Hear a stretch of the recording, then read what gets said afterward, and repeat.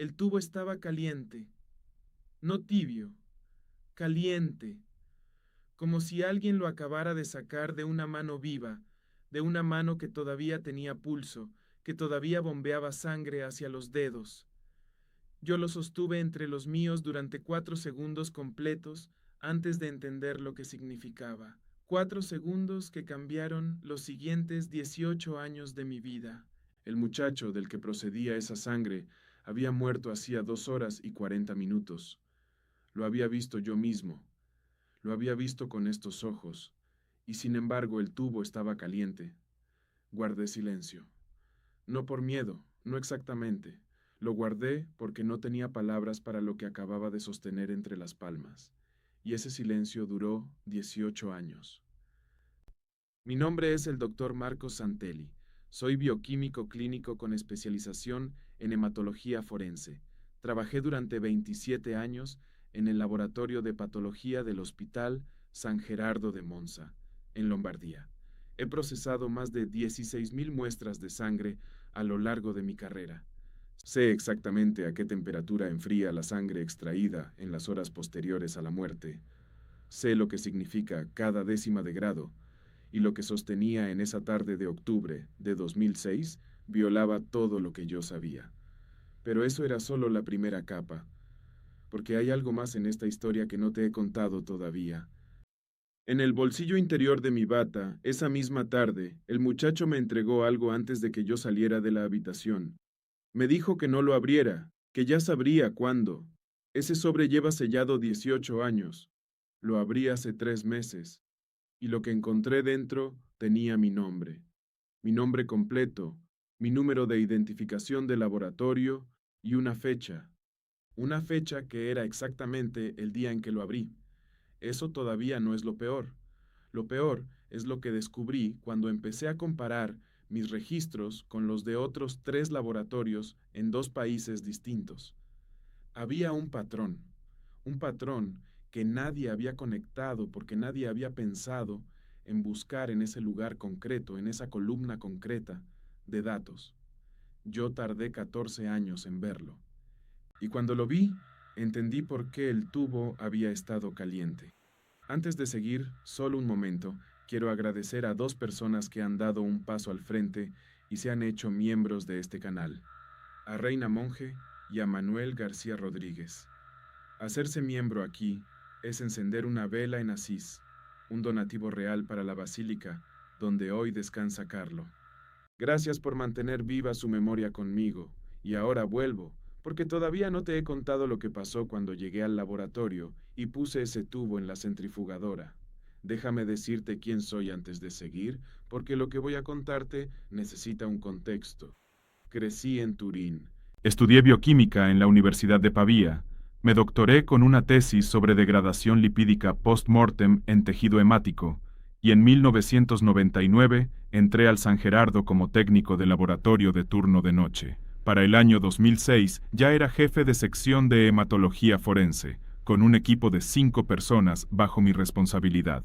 He pasado la mayor parte de mi vida adulta midiendo cosas que otros no quieren mirar. Eso es, en esencia, lo que hace un hematólogo forense.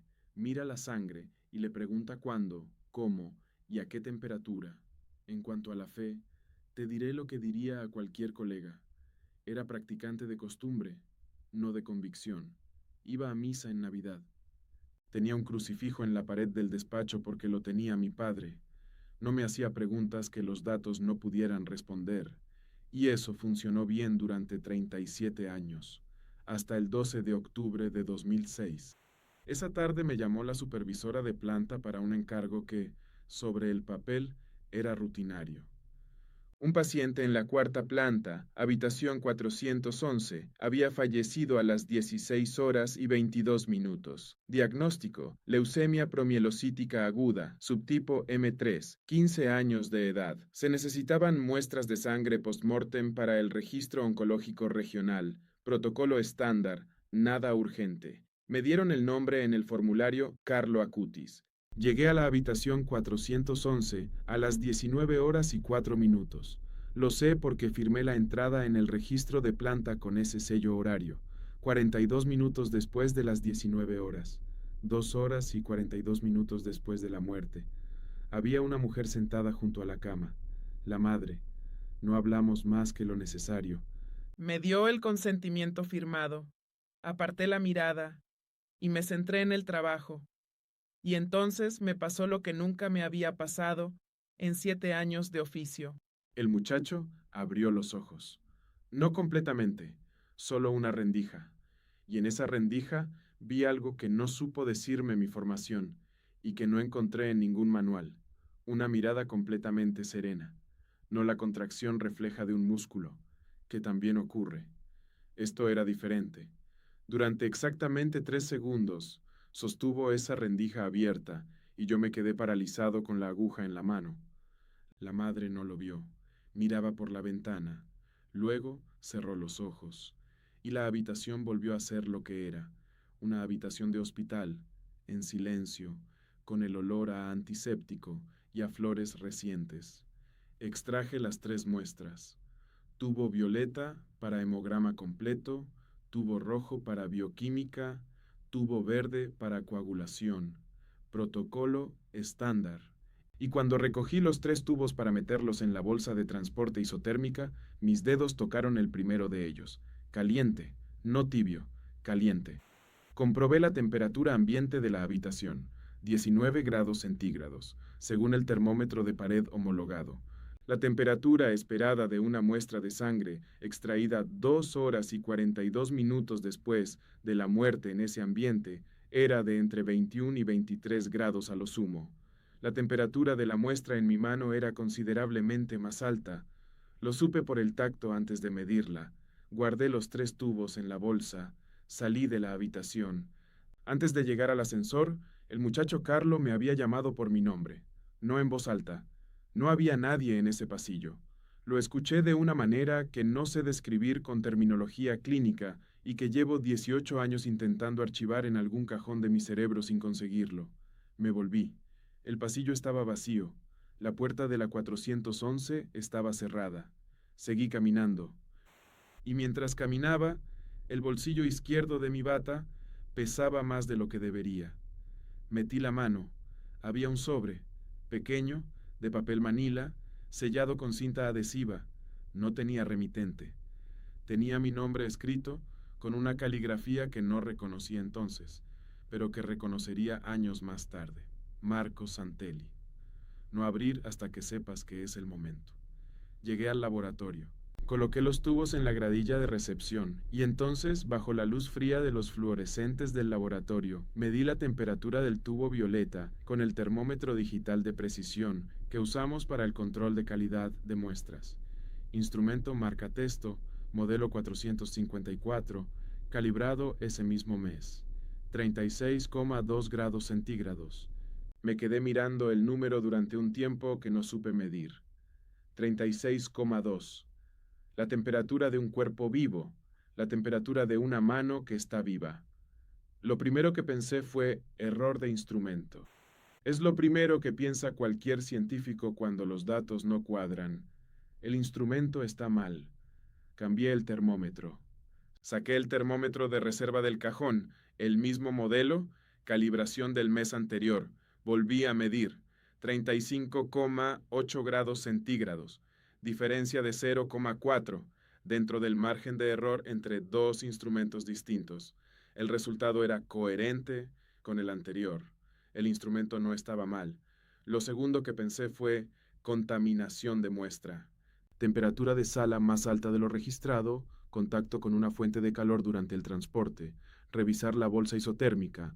La bolsa isotérmica estaba correctamente sellada y la temperatura interior, registrada por el sensor integrado, era de 18,3 grados centígrados cuando la abrí en el laboratorio.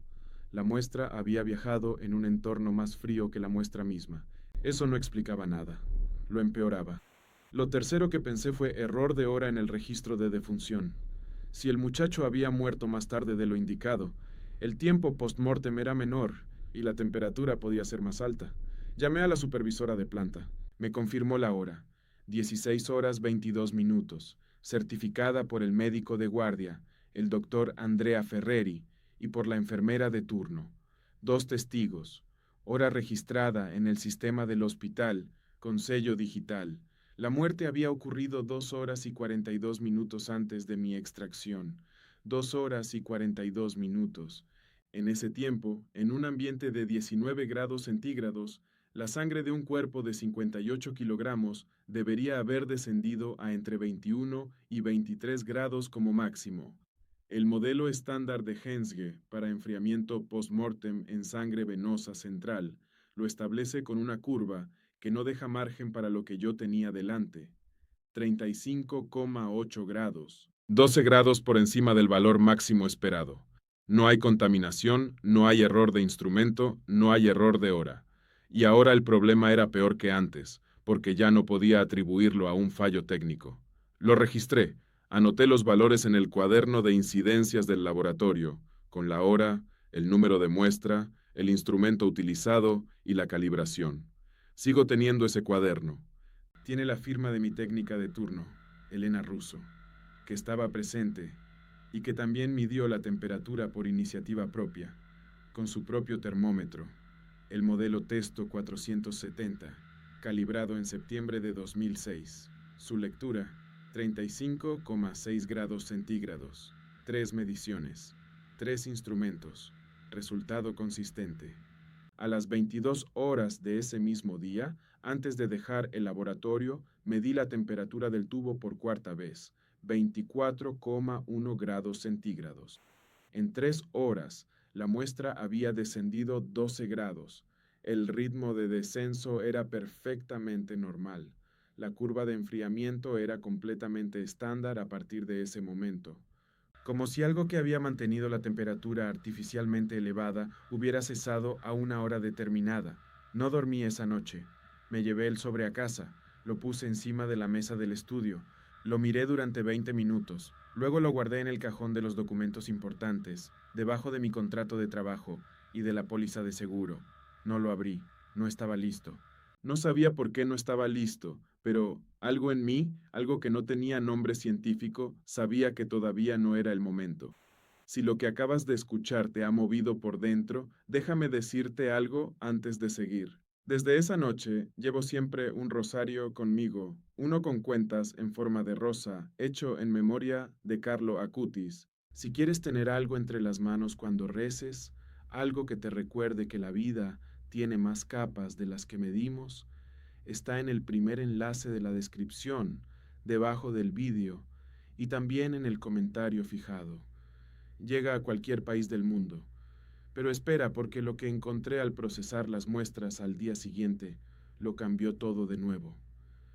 A la mañana siguiente llegué al laboratorio a las 7:40. El análisis de hemograma de la muestra de Carlo Acutis ya había sido procesado por el analizador automático durante la noche, según el protocolo estándar. El equipo era un Sysmex X E2100, revisado ese trimestre. El resultado del recuento de leucocitos era de 243.000 células por microlitro. Ese número no debería sorprender a nadie que conozca la leucemia promielocítica aguda. En fase terminal, los recuentos de células blancas pueden dispararse a valores extremos. Lo que me sorprendió fue otra cosa. El diferencial de células mostraba un 94% de promielocitos, que es lo esperado. Pero el análisis morfológico que hizo Elena Russo esa mañana al microscopio con tinción May-Grunwald-Giemsa estándar reveló algo que ella misma vino a mostrarme con el portaobjetos en la mano. Las células estaban íntegras, no degeneradas, no con las membranas rotas y el citoplasma fragmentado, que es absolutamente normal, después de más de 12 horas post-mortem en sangre venosa. 12 horas habían pasado ya desde la extracción. Elena llevaba 7 años en el laboratorio. Me dijo que nunca había visto una muestra post-mortem de esas horas, con ese nivel de integridad celular. Le pedí que lo registrara, lo registró, y luego le pedí que no dijera nada todavía, no porque quisiera ocultar algo, sino porque no sabía qué decir. Llamé al doctor Ferreri, el médico que había certificado la muerte. Me confirmó el diagnóstico: leucemia promielocítica aguda, subtipo M3, con afectación sistémica masiva, sin complicaciones de otro tipo. La causa de la muerte, Había sido una coagulación intravascular diseminada, fulminante, secundaria a la liberación masiva de gránulos de los promielocitos. Un proceso devastador, sin vuelta atrás. El muchacho había muerto a las 16 horas 22 minutos sin ninguna ambigüedad médica, y sin embargo, sus células estaban íntegras 12 horas más tarde. Metí los datos en el modelo de Göttingen para degradación hemática post-mortem, que es el estándar europeo en ese momento para estimar el tiempo de muerte a partir del estado de las células sanguíneas. El modelo de Göttingen predice para un cuerpo de 58 kilogramos temperatura ambiente de 19 grados y 18 horas post-mortem, un índice de fragmentación celular de entre el 62 y el 78%. El índice que yo tenía delante era de 0,3%. Eso no era una anomalía de medición. Eso era una brecha de 70 puntos porcentuales entre la realidad y el modelo.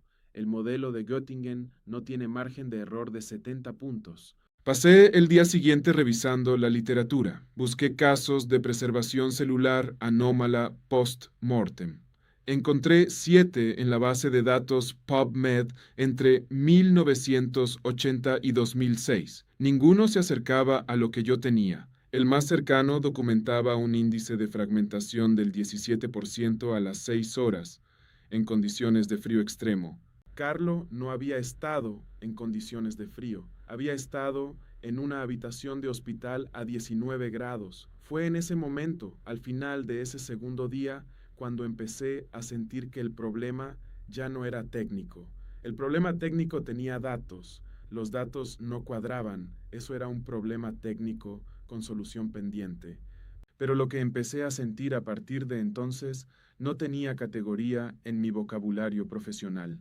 Era algo más parecido al vértigo, y había una capa más, una que no había querido mirar todavía. El sobre seguía en el cajón. 3 semanas después del 12 de octubre de 2006, llegó al laboratorio una solicitud interna de revisión de muestras. El hospital había iniciado un procedimiento de archivo oncológico de alto interés, algo rutinario cuando un caso pediátrico tiene características inusuales. Dentro de ese proceso, me llegó copia del historial clínico completo de Carlo Acutis. Lo leí, y lo que encontré en ese historial añadió una capa que no esperaba. Carlo Acutis había sido diagnosticado el 5 de octubre de 2006, solo 7 días antes de su muerte. 7 días. La velocidad de progresión de su leucemia había sido, según los oncólogos tratantes, de una velocidad inusual incluso para el subtipo M3, que es el más agresivo. En 7 días había pasado de una analítica con ligeras alteraciones, que podían haberse atribuido a un proceso viral, a una coagulación intravascular diseminada terminal. Los médicos que lo atendieron describen en sus notas clínicas que el paciente, en todo momento, estaba tranquilo, no con la calma sedada de los fármacos, con una calma que varios anotaron como llamativa. Una de las enfermeras de planta, la enfermera Carla Meneghini, que lleva ese nombre en el historial de manera explícita, escribió en sus notas de turno del 10 de octubre, 2 días antes de la muerte: el paciente mantiene buen ánimo y conversación activa. Ha pedido recibir la Eucaristía esta mañana y la tarde anterior. Refiere no tener miedo. Sus palabras exactas, registradas a petición propia: el Señor ya sabe dónde voy. 2 días antes de morir. 15 años. Releí esa nota 4 veces. Hay algo más en ese historial que no esperaba. En la sección de incidencias de planta del día 11 de octubre, 24 horas antes de la muerte, hay una anotación firmada por el médico residente de guardia, el doctor Pietro Lanza, que dice lo siguiente: el paciente solicitó que se llamara al bioquímico de guardia del laboratorio de hematología. No se pudo cumplir la solicitud en el turno de noche, ya que la petición no tenía carácter urgente clínico. Se traslada para el turno de mañana. El turno de mañana no llegó a tiempo. Carlo Acutis murió el 12 al mediodía, pero yo había llegado esa tarde, 2 horas y 42 minutos después, y él me había dado el sobre. Lo que no entendía, y que tardaría años en entender, era cómo sabía que vendría yo. El protocolo de extracción de muestras post-mortem no designa a ningún técnico en concreto. Cualquiera del equipo podía haber ido a la 411 esa tarde. Ese día yo tenía turno por una sustitución de último momento. La persona asignada originalmente, mi colega Roberto Bani, había pedido el día libre por motivos familiares. Yo entré a su turno esa tarde con 6 horas de antelación. Carlo Acutis sabía que vendría yo, y la pregunta que empecé a hacerme entonces, la que no pude formular en voz alta durante años, era esta: ¿desde cuándo lo sabía? Pasaron 2 años, 2 años en los que guardé el sobre en el cajón, en los que seguí midiendo sangre, en los que procesé miles de muestras y no encontré ninguna que se pareciera a la de esa tarde. El trabajo continuó, el laboratorio continuó, yo continué, pero había algo que no cerraba, y lo sabía. En 2008, un colega mío de la Universidad de Bolonia, el bioquímico Marco Alessandri, me envió por correo electrónico un artículo preprint que no había sido publicado todavía. Era un análisis de casos de conservación anómala de muestras biológicas post-mortem recopilados en 3 hospitales italianos entre 2000 y 2007. El artículo era preliminar, sin revisión por pares, y Alessandri me lo enviaba para pedir mi opinión, ya que yo era uno de los especialistas más citados en su campo en la región de Lombardía. Leí el artículo.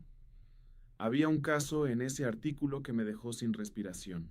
No era el caso de Carlo Acutis, era otro paciente, de otro hospital, con otra patología, pero los valores de temperatura post-mortem descritos en ese caso, en una muestra extraída 2 horas y 50 minutos después de la muerte, eran de 35,4 grados centígrados, 2 décimas de diferencia con los míos, y el índice de fragmentación celular a las 12 horas, 0,7%, un caso independiente, en otro hospital, con otro médico, con otro paciente.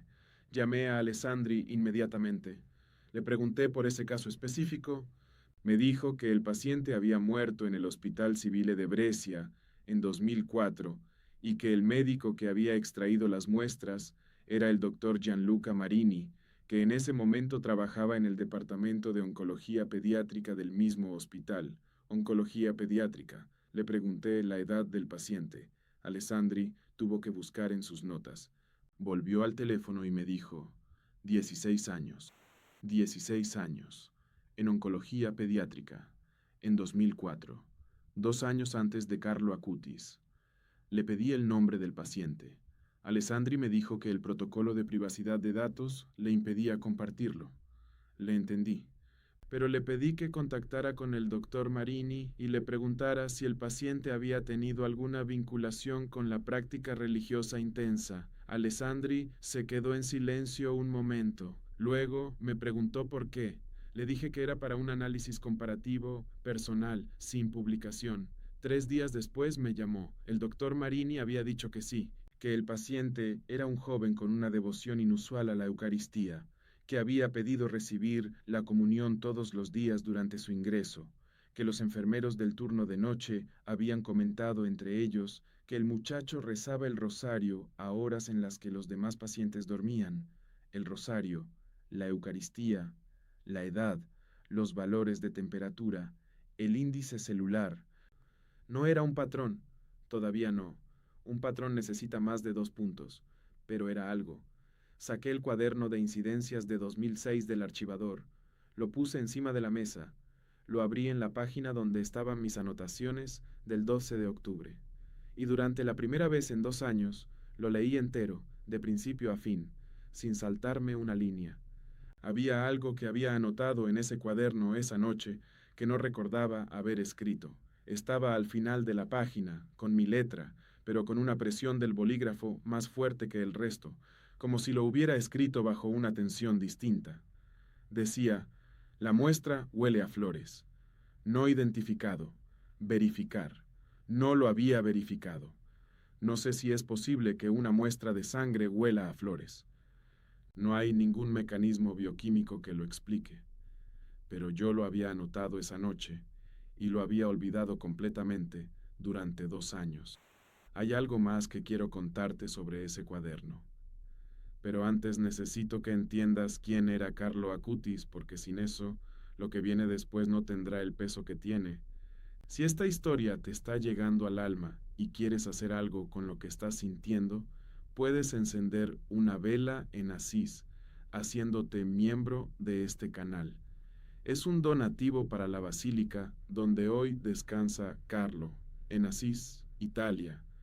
Lo tienes en el segundo enlace de la descripción debajo del vídeo. Es tu manera de caminar conmigo en esto. Y ahora déjame contarte lo que encontré cuando empecé a investigar quién era ese muchacho, porque lo que descubrí cambió por completo el marco de todo lo anterior. Hasta 2008, Carlo Acutis para mí era un nombre en un formulario de extracción de muestras, un paciente de 15 años con leucemia M3, nada más. Empecé a buscar información porque la serie de coincidencias me obligaba a contextualizar. Eso es lo que hacemos los científicos cuando los datos no cuadran. Ampliamos el contexto. Buscamos variables que no habíamos considerado. Lo que encontré no era una variable, era un universo. Carlo Acutis había nacido el 3 de mayo de 1991 en Londres, de padres italianos. Se había criado en Milán. Desde niño había tenido una vida religiosa de una intensidad que sus propios padres describían como superior a la de cualquier adulto que conocieran. Recibió la primera comunión a los 7 años, 2 años antes de lo usual, porque los sacerdotes que lo prepararon acordaron que su comprensión del sacramento era extraordinaria. Desde los 11 años recibía la Eucaristía todos los días. Todos los días. Tenía 15 años cuando murió, pero lo que me detuvo cuando lo encontré no fue su devoción, fue su trabajo. Carlo Acutis había pasado años de su corta vida documentando y catalogando los milagros eucarísticos reconocidos por la Iglesia Católica en todo el mundo. Había creado una exposición digital con fotografías, descripciones y coordenadas geográficas de más de 160 casos de presuntos milagros eucarísticos registrados en la historia. 160. Los había verificado, clasificado, georreferenciado, y los había puesto en una página web que en 2006 tenía ya decenas de miles de visitantes. Un adolescente de 15 años había hecho lo que ningún investigador adulto había sistematizado de esa manera. Lo más impactante no era la cantidad, era la metodología. Carlo había cruzado fuentes históricas con documentación eclesiástica y, en los casos más recientes, con análisis científicos independientes. Había incluido resultados de laboratorio, fechas, nombres, coordenadas. El rigor de su trabajo era el rigor de alguien que no quiere que le crean porque sí, quiere que le crean porque los datos lo sostienen. Pasé 2 semanas leyendo su exposición, y en una de las fichas, la correspondiente al milagro eucarístico de Sokołka, en Polonia, año 2008, Carlo había añadido una nota que me llamó la atención de manera específica. Decía, en su redacción, el análisis histológico confirmó que el tejido era miocardio humano en estado de agonía. Los patólogos no pudieron explicar la preservación, la temperatura de la muestra en el momento del análisis, 3 días después del evento, era superior a la temperatura ambiente, temperatura superior a la esperada, preservación inexplicable, tejido orgánico humano. Carlo Acutis había documentado exactamente el tipo de anomalía que yo había medido en su propia sangre. 2 años después de su muerte, yo estaba leyendo su trabajo, y él lo había escrito antes de morir. No sé cuánto tiempo estuve sentado con esa página abierta en el ordenador.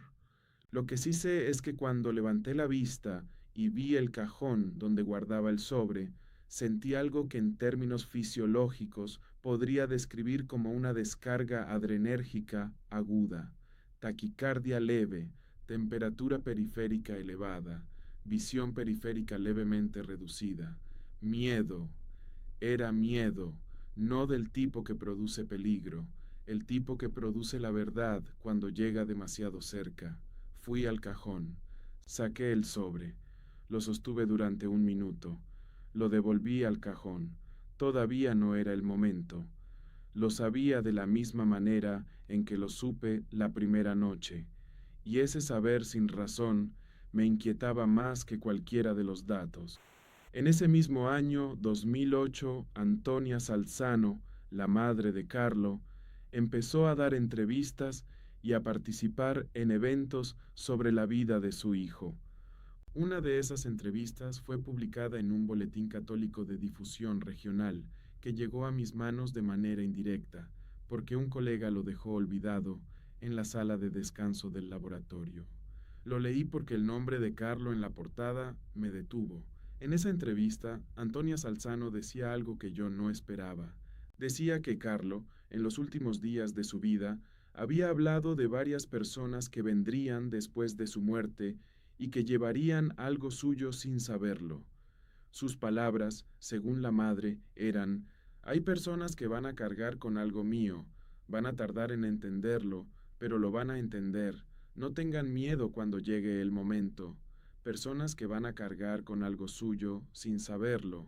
Había un sobre en mi cajón con mi nombre y un registro de temperatura que nadie había solicitado que guardara, y un cuaderno con una nota sobre el olor a flores que yo mismo había olvidado.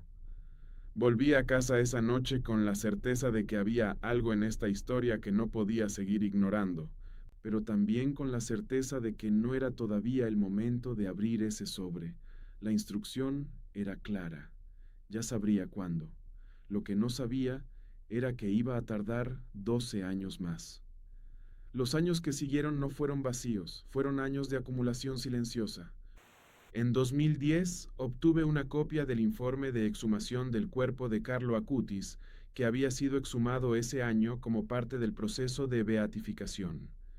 El informe fue publicado parcialmente por la diócesis de Asís y yo lo encontré a través de los contactos que había desarrollado en el mundo de la patología forense. El informe indicaba que el cuerpo se encontraba en un estado de conservación que los peritos calificaron como extraordinario para los 4 años transcurridos desde la muerte. No usaron la palabra incorrupto, porque ese término tiene un peso canónico específico que requiere un proceso formal. Usaron la palabra extraordinario, 4 años, temperatura ordinaria de inhumación, estado extraordinario. Para un bioquímico, eso tenía implicaciones concretas. La descomposición cadavérica en tierra sin condiciones excepcionales de frío o sequedad sigue una curva predecible. A los 4 años, en las condiciones de Asís, el estado esperado de los tejidos blandos es avanzado. El informe describía otra cosa. En ese mismo año, 2010, empecé a colaborar con un grupo de investigación independiente europeo sobre preservación biológica anómala en contextos religiosos. El grupo no era oficial, era una red de profesionales, patólogos, bioquímicos, médicos forenses, que habían encontrado en sus propias carreras casos que no encajaban con los modelos estándar. Nos reuníamos una vez al año en Bruselas. Compartíamos datos sin publicarlos, porque ninguno de nosotros podía permitirse publicar algo que no tuviera explicación y que la comunidad científica iba a recibir con el escrutinio más destructivo que uno pueda imaginar. En la reunión de 2012 en Bruselas, una patóloga española llamada la doctora Inmaculada Vega presentó datos de 3 casos distintos de conservación anómala de muestras biológicas post-mortem. Los 3 tenían en común la misma característica demográfica. Los 3 pacientes eran menores de 20 años, con práctica religiosa intensa documentada. 3 casos, más los 2 que yo tenía, más el de Brescia de 2004. 6 puntos. Eso sí es un patrón. Nadie en esa sala de Bruselas dijo en voz alta lo que todos estábamos pensando, porque todos éramos científicos y todos sabíamos lo que significa decir algo en voz alta que no puedes demostrar con un diseño experimental reproducible, pero lo pensamos todos. En 2013 ocurrió algo que empujó este caso de manera inesperada hacia un territorio nuevo. Un niño de 5 años en Campo Grande, Brasil, llamado Mateus, fue curado de una enfermedad pancreática severa, de manera que los médicos que lo atendían calificaron públicamente como inexplicable. La curación había ocurrido después de que la familia rezara una novena a Carlo Acutis. La iglesia abrió un proceso formal de investigación. Los documentos médicos fueron revisados por 3 paneles independientes, incluyendo uno del Vaticano. El primer milagro de Carlo. Yo lo seguí desde el laboratorio, leyendo cada comunicado, cada informe, cada declaración médica que se publicaba. Y cuando el panel del Vaticano concluyó que la curación era científicamente inexplicable, en 2016 algo en mí se desplazó. No fue una conversión instantánea, fue más parecido a que una pieza del rompecabezas que yo llevaba 10 años mirando desde un ángulo incorrecto giró ligeramente y encajó con otra que nunca había visto encajar. Esa misma semana volví a leer la entrevista de Antonia Salzano de 2008. Personas que van a cargar con algo suyo sin saberlo. Van a tardar en entenderlo. No tengan miedo cuando llegue el momento. Saqué el sobre del cajón. Lo sostuve. Lo miré. Lo guardé. Todavía no era el momento. Pero se estaba acercando. Lo sentía de la misma manera en que sientes el cambio de presión atmosférica antes de una tormenta. Sin ver nada, sin oír nada, con todo el cuerpo. El año 2019 trajo la exhumación oficial del cuerpo de Carlo Acutis para el proceso de beatificación. Las imágenes circularon por todo el mundo.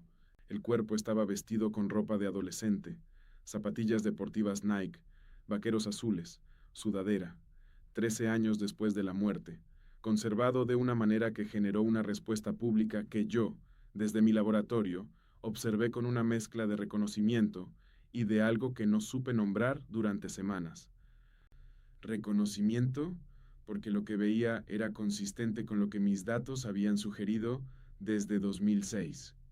Y algo más porque ahora el proceso de beatificación se acercaba a su culminación, y yo seguía siendo el único que sabía que esa tarde de 2006 había medido 36,2 grados en una muestra de sangre de un muchacho que llevaba 2 horas y 42 minutos muerto. En febrero de 2020 ocurrió el segundo evento de este segundo arco. Me diagnosticaron un infarto de miocardio de tipo 2, secundario a una estenosis coronaria significativa. No tuve los síntomas clásicos. Lo descubrió una revisión rutinaria de empresa, con un electrocardiograma que mostró alteraciones que el cardiólogo calificó como urgentes. Me ingresaron ese mismo día en el Hospital San Gerardo, el mismo hospital, planta 4, habitación 413, no 411, 413, 2 puertas más abajo en el mismo pasillo. Pasé 4 días en esa habitación mientras me estabilizaban y preparaban para una intervención de cateterismo, y en esos 4 días, con el sobre en el bolsillo del neceser que mi mujer me había traído desde casa, sentí por primera vez con claridad que el momento del que Carlo me había hablado sin palabras, el momento que yo llevaba esperando sin saber qué esperaba, había llegado. La noche del tercer día de ingreso, a las 2:17 de la mañana, con el pasillo en silencio y el monitor cardíaco marcando un ritmo estable, abrí el sobre. Dentro había una hoja de papel doblada en 4, escrita a mano, con la caligrafía que yo había visto en el exterior del sobre hacía 14 años y que ahora reconocía de las cartas y documentos que había visto reproducidos en los libros sobre Carlo Acutis que había leído durante una década. La hoja decía lo siguiente: Doctor Santelli, gracias por venir esta tarde. Sé que no era tu turno. Lo que vas a leer necesita tiempo antes de que lo puedas entender, por eso te pido que esperes. Cuando estés en el mismo pasillo, en el cuarto piso, y tu corazón sea el que falle, entonces estás listo. No tengas miedo. Los datos que tienes son correctos. No los escondas más. Hay personas que necesitan saber que los ángeles tienen temperatura. Tuyo en Cristo, Carlo. No tengas miedo, los datos son correctos. Cuando tu corazón falle, en el mismo pasillo, planta 4, pasillo, corazón, las 3 coordenadas, exactas. Me quedé mirando esa hoja durante un tiempo que no sé medir. El monitor cardíaco seguía marcando 82 pulsaciones por minuto, luego 79, luego 84. La mano me temblaba. No fue un temblor voluntario. Fue el tipo de temblor que ocurre cuando el sistema nervioso recibe una información que el cerebro todavía no ha procesado, pero el cuerpo ya. Me senté en el borde de la cama. Fuera, en el pasillo, a 2 puertas de distancia, estaba el lugar donde Carlo había muerto 14 años atrás. Y él sabía, en el momento en que yo entré a su habitación, el 12 de octubre de 2006, que yo estaría aquí, en esta habitación, en este pasillo, con este corazón fallando. 14 años después, los ángeles tienen temperatura, mis datos de temperatura, mi nota sobre el olor a flores, el índice de fragmentación celular de 0,3%, todo lo que había guardado en silencio durante 14 años. No los escondas más. Ese momento es el que estás sintiendo ahora. Esa es la realidad de esta historia. Y hay algo que yo quiero que tengas si esta historia te ha llegado de la manera en que me llegó a mí esa noche. Desde que abrí ese sobre, llevo un rosario en el bolsillo del chaleco, con cuentas en forma de rosa, hecho en memoria de Carlo Acutis. Rezarlo es la forma más sencilla de decirle que estás escuchando.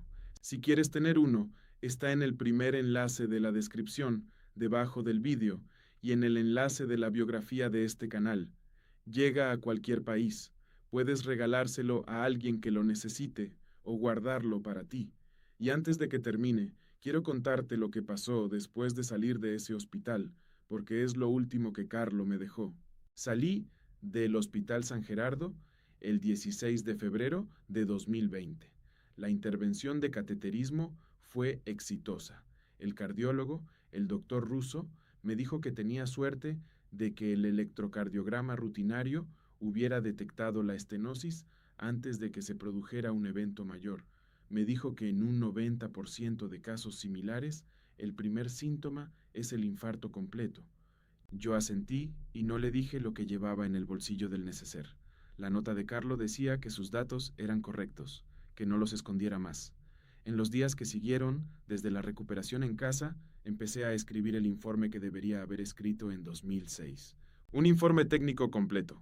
Temperatura de la muestra, número de instrumento, calibración, contraste con el modelo de Göttingen, índice de fragmentación celular, comparación con el caso de Brescia de 2004 y con los 3 casos que la doctora Vega había presentado en Bruselas en 2012. Un informe de 34 páginas con 12 apéndices de datos. Lo envié en marzo de 2020 al Departamento de Causas de los Santos del Vaticano, a través de un contacto que había establecido durante mi colaboración con el grupo de Bruselas.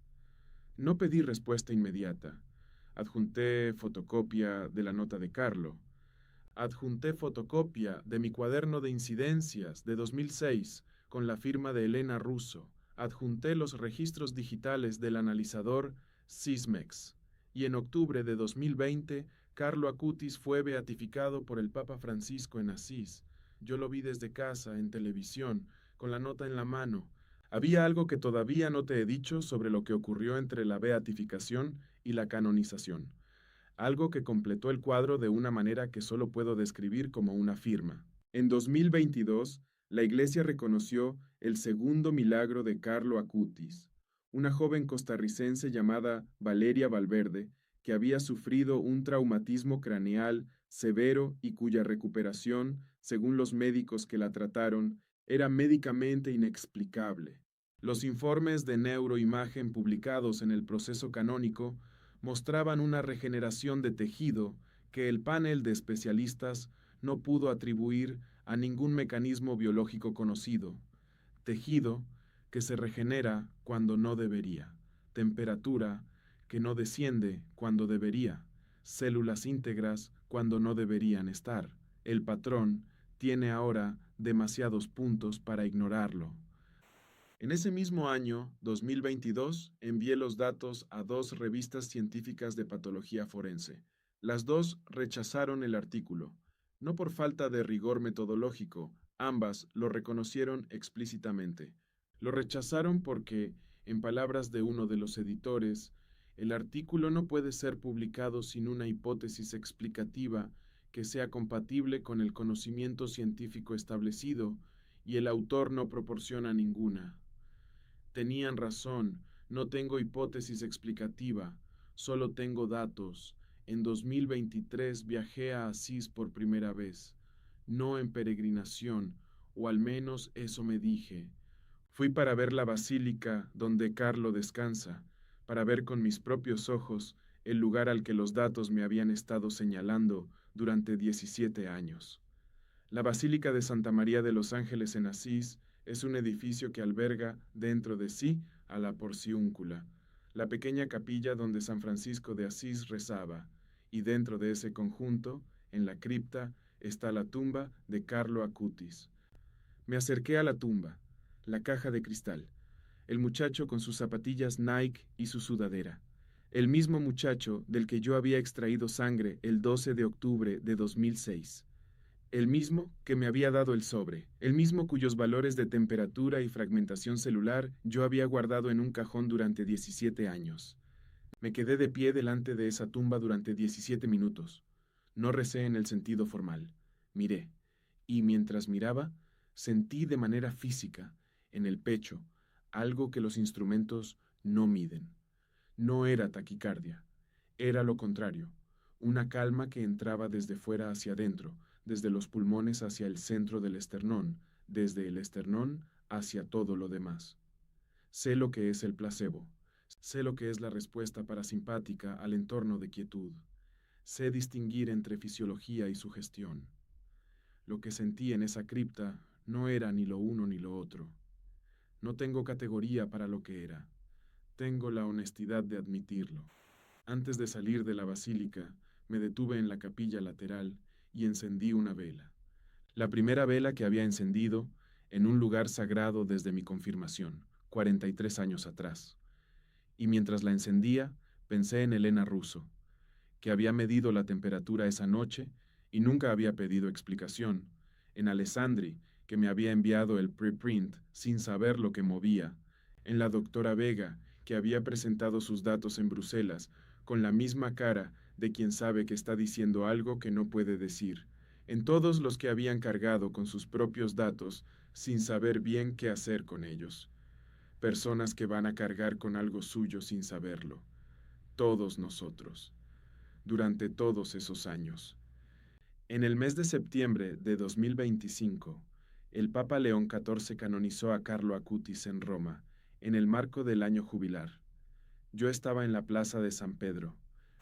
Había ido con mi informe actualizado, que para ese momento tenía 48 páginas, 16 apéndices y la firma de 4 colegas que habían revisado los datos de manera independiente y habían confirmado que las mediciones eran correctas y que los valores eran los valores. El informe estaba en el bolsillo interior de mi chaqueta, junto al rosario y junto a la fotocopia de la nota de Carlo. Cuando el Papa pronunció las palabras de canonización, la plaza respondió con un sonido que no creo haber escuchado antes. No era solo alegría, era algo más antiguo. Era el sonido de mucha gente reconociendo algo que llevaba tiempo siendo verdad. Me encontré llorando. No fue una decisión, simplemente ocurrió. Delante de 200,000 personas, en una plaza que no me conocía, con los datos de temperatura en el bolsillo y la firma de Elena Russo en el cuaderno, y la nota de un muchacho de 15 años, que sabía exactamente cuándo los iba a necesitar. Después de la canonización, fui al Departamento de Causas de los Santos con el informe actualizado. Me reuní con el monseñor que gestiona el archivo documental de los milagros reconocidos y presuntos de Carlo Acutis. Le entregué el informe, le entregué la fotocopia de la nota, le entregué la fotocopia del cuaderno con la firma de Elena Russo. Él lo recibió, lo miró y me dijo algo que no esperaba. Me dijo: este informe no es el primero que recibimos sobre anomalías en las muestras del 12 de octubre de 2006. Me quedé paralizado. Le pregunté cuánto sabía. Me dijo que no podía decirme el número exacto, pero que había más de uno, más de uno. Alguien más había medido algo esa tarde. En algún punto del proceso clínico o forense del hospital, alguien más había tenido datos que no encajaban y los había guardado durante años hasta que encontró el camino de entregarlos al lugar correcto.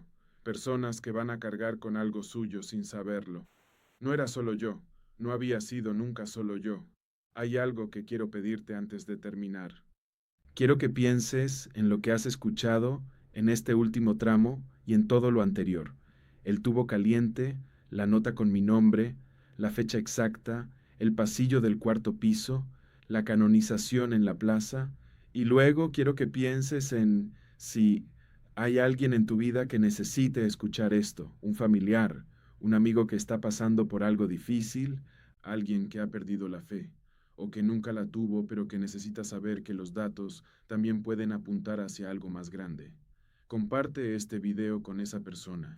Y si quieres llevarte algo de esta historia, el rosario está en el primer enlace de la descripción, debajo del video, y lo verás también en el banner de este canal. Cuentas en forma de rosa, para rezar en silencio, para regalar a una madre o a una hija, o para tenerlo tú cuando la noche se alargue. Si quieres encender tu propia vela en Asís y apoyar la basílica donde Carlo descansa, hazte miembro en el segundo enlace de la descripción. Suscríbete a este canal. Hay más testimonios que contar, más huellas que seguir, más datos que ningún manual ha sabido archivar todavía. Carlo Acutis decía que la Eucaristía era su autopista al cielo. Lo decía con 15 años, con plena conciencia de lo que significaba, con plena conciencia de lo que se acercaba, y lo decía como quien no tiene miedo porque ya sabe a dónde va. Yo pasé 18 años midiendo sangre y buscando la temperatura correcta. La encontré. Era 36,2, la temperatura de algo que sigue vivo. Las huellas del cielo están en todas partes. Solo hay que saber mirar.